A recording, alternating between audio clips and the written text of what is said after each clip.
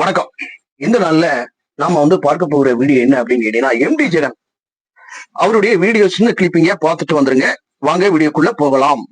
சிவப்பு கிணறு ரெடியாக இருக்கு. ஒரு பலியும் செலுத்தி பார்த்துட்டாங்க அவங்க. இல்ல ஒரு பெரிய விஷயம் கேளுங்க.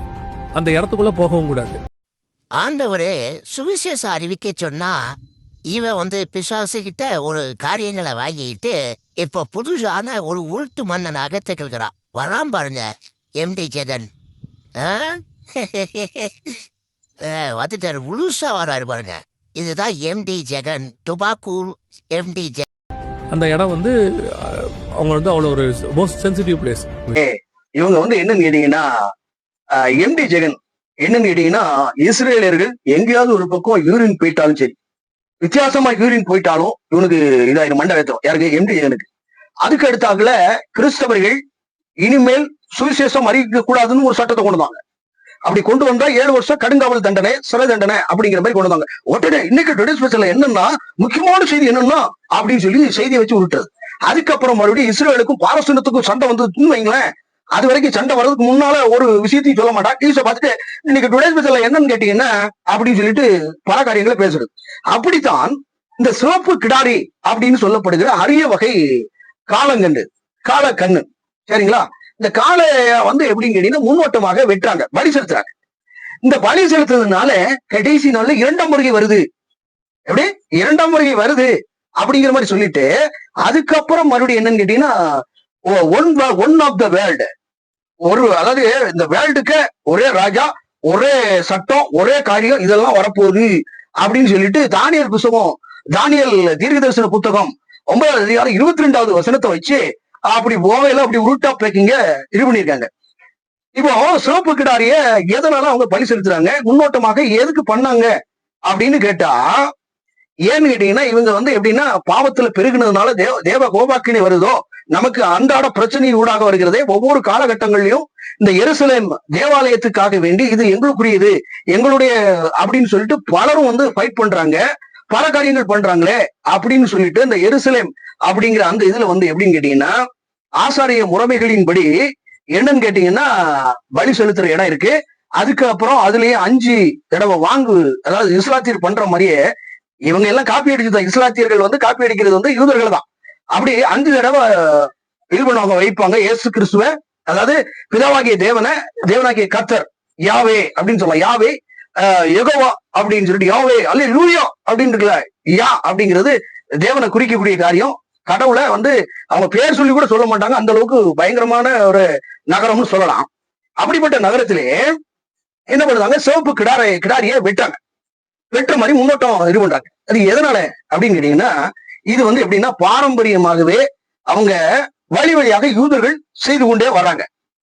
எப்படி அப்படின்னு கேட்டீங்கன்னா, பாவத்துக்கு இயேசு கிறிஸ்துவானவர் மடிச்சிட்டாரு, புரியுதுங்களா? இத இவங்க இன்னும் விசுவாசிக்கல, மேசியாவா விசுவாசிக்கல. அதனால பழைய ஏற்பாட்டு முறைமையின்படி என்னன்னு கேட்டீங்கன்னா, என்னாகமம் 19வது அதிகாரத்தை நீங்கள் வாசித்தீங்களானா அங்க சொல்லப்படுகிறது. அதையும் நான் வாசிக்கிறேன் பாருங்க. அதாவது கர்த்தர் மோசேயையும் ஆரோனையும் நோக்கி, இந்த 2 பேர் யாரு? ஆசாரியர்கள், லேவியர்கள், புரியுதுங்களா? இந்த 2 பேரையும் கூப்பிட்டு, கர்த்தர் கற்பித்த நியாயப்பிரமாணமானது கர்த்தர் பிறப்பிக்கப்பட்ட நியாயப்பிரமாணமானது பழுதற்றதும் ஊனமில்லாததும் நுகத்தடிக்கு உட்படாததுமாகிய சிவப்பான ஒரு கிடாரியை உன்னிடத்தில் கொண்டு வரும்படி இஸ்ரவேல் புத்திரருக்கு சொல்லுங்கள். அதாவது லேவியர் ஆசாரியர் முறைகள்ல யாரு ஆசாரியன் அப்படின்னு கேட்டீங்கன்னா 2 பேரும், சரியா? ஆசாரியன் ஆரோன். இப்படி பலி செலுத்தக்கூடிய இடமாகிய அந்த இடத்த அந்த சிவப்பு கிடாரிய இஸ்ரவேல் புத்திரர்கள்ட்ட சொல்றாங்க, இதை மாதிரி பலி செலுத்தணும், அதை பலி செலுத்தி என்னெல்லாம் பண்ணணும் அப்படிங்கிறத சொல்றதுக்காக வேண்டி கொண்டு வர சொல்லுப்பா அப்படின்னு சொல்றாரு. அடுத்தது, அதை ஏழையாசார் என்னும் ஆசாரியனிடத்தில் ஒப்புக் கொடுங்கள். எப்படி? ஏழையாசாரின்னு ஒரு நியமிக்கப்பட்ட ஒரு ஆசாரியன்ட்ட ஒப்புக் கொடுங்கள். அதை பாளையத்துக்கு வெளியே கொண்டு போக கடவன். அங்கே அது அவனுக்கு முன்பாக கொல்லப்பட கடவுது, அவனுக்கு முன்னதாக கொல்லப்பட கடவுது, பலி செலுத்த கடவுது அப்படின்னு அர்த்தம். அதுக்கு அடுத்தாக அப்பொழுது ஆசாரனாகிய இளையோசார் தன் விரையினால் அந்த இரத்தத்தில் கொஞ்சம் எடுத்து ஆசாரிய கூடாரத்திற்கு எதிராக 7 தரம் தெளிக்க கடவன். பின்பு கிடாரியை அவன் கண்களுக்கு முன்னதாக ஒருவன் சுட்டரிக்க வேண்டும். அதன் தோள்களும் அதன் மாம்சமும் அதன் ரத்தமும் சாணியும் சுட்டரிக்கப்பட வேண்டும். எப்படி அதனுடைய தோலையும் சாணியையும் எல்லாத்தையும் சுட்டரிச்சு என்ன பண்ணணும் அப்படின்னு சொன்னா, அப்பொழுது ஆசாரியன் கேதுரு கட்டைகளாயிலும் யூசோப்பையும் சிவப்பு நூலையும் எடுத்து கிடாரியை எரிக்கப்படுகிற நெருப்பின் நடுவிலே போட கடவன். பின்பு ஆசாரியன் தன் வஸ்திரங்களை தோய்த்து ஜலத்தினாலே ஸ்நானம் பண்ணி அதன் பின் பாளையத்தில் பிரவேசிக்க கடவன். ஆசாரியன் சாயங்காலம் மட்டும் தீட்டுப்பட்டிருப்பான். அப்படியே சொல்லிட்டு இது எப்படின்னு கேட்டீங்கன்னா, 9வது வசனத்துல ஒருவன் கிடாரியின் சாம்பலை வாரிக்கொண்டு பாளையத்துக்கு புறம்பே சுத்தமான ஒரு இடத்திற்கு கொட்ட கடவன். அது இஸ்ரேல் புத்திரருக்கு சபைக்காக தீட்டு கழிக்கும் சலத்துக்கென்று காத்து வைக்கப்பட வேண்டும். இது பாவத்துக்கு பரிகரிக்கும். எப்படி இதத்தான் மோசே விடத்துல எப்படின்னு கேட்டீங்கன்னா, காளைய போட்டு ஒரு உடன்படிக்கை செய்யறாரு. யாத்திராகமம் புஸ்தகத்துல 22வது அதிகாரங்களை பாத்தீங்கன்னா, காளையினுடைய ரத்தத்தை தெளிச்சு இதுவே உடன்படிக்கை அப்படின்னு சொல்லி சொல்லப்படுது. இந்த இந்த நியாயப்பிரமாண பாரம்பரியத்தை தான் இஸ்ரேல் தேசங்கள் பண்ணுது. இத பண்ணிட்ட உடனே இந்த எம்டி ஜெகன்கிறவரு என்னன்னு கேட்டீங்கன்னா, அப்படியே ஒரு பெரிய தினுசான உருட்ட வேண்டியது, தினுசான காரியங்களை உருட்ட வேண்டியது.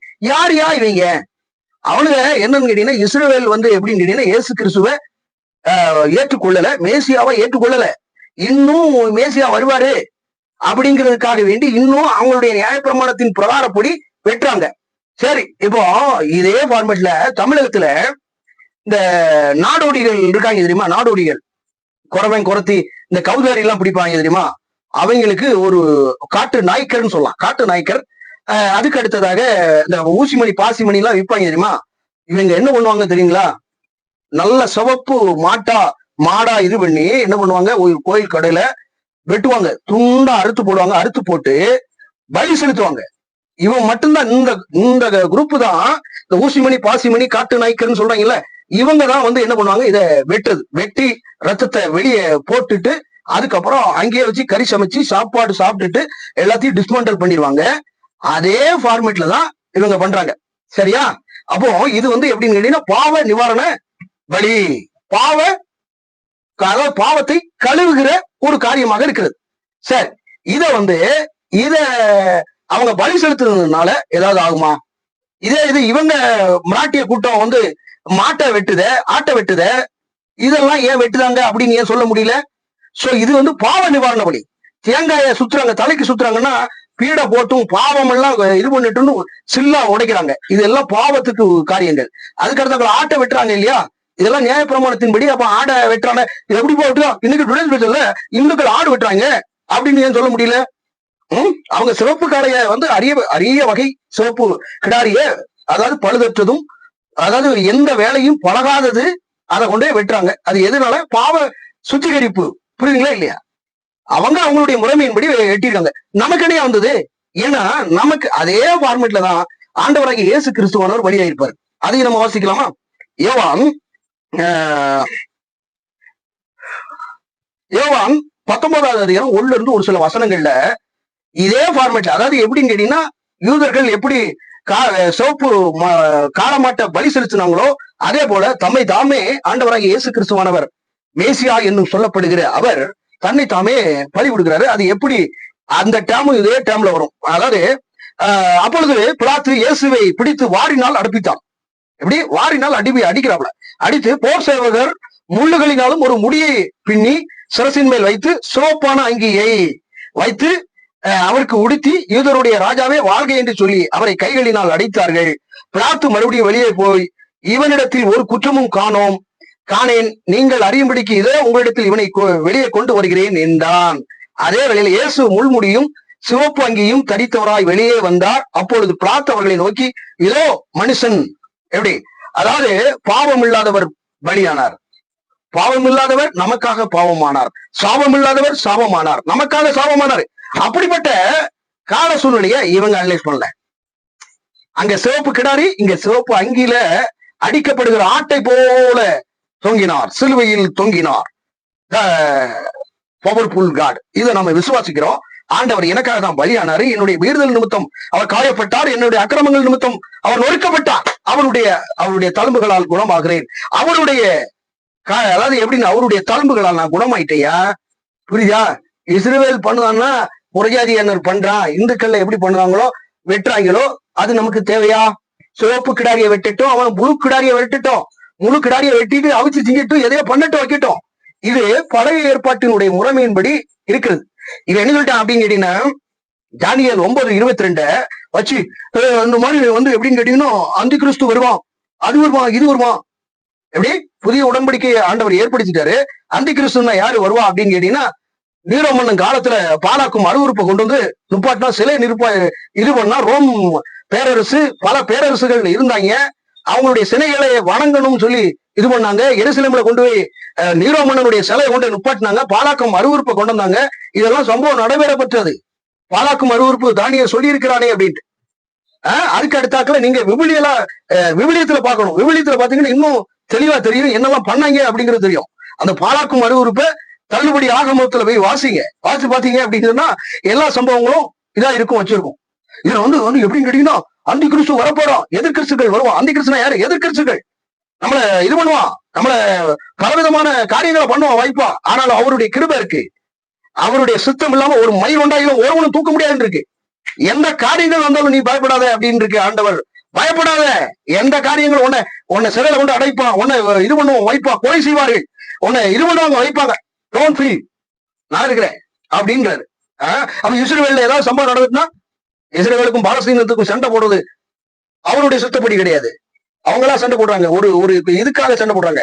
எது? மாம்ச கிரியின்படி சண்டை போடுறாங்க. மாம்சத்தோடும் ரத்தத்தோடும் யுத்தம் இல்லை அப்படின்றாரு. புரியுதுங்களா இல்லையா? நம்முடைய ஆண்டவர் நீதியின் தேவன், அவன் நியாயத்தின் தேவன், சமாதானக்காரர்.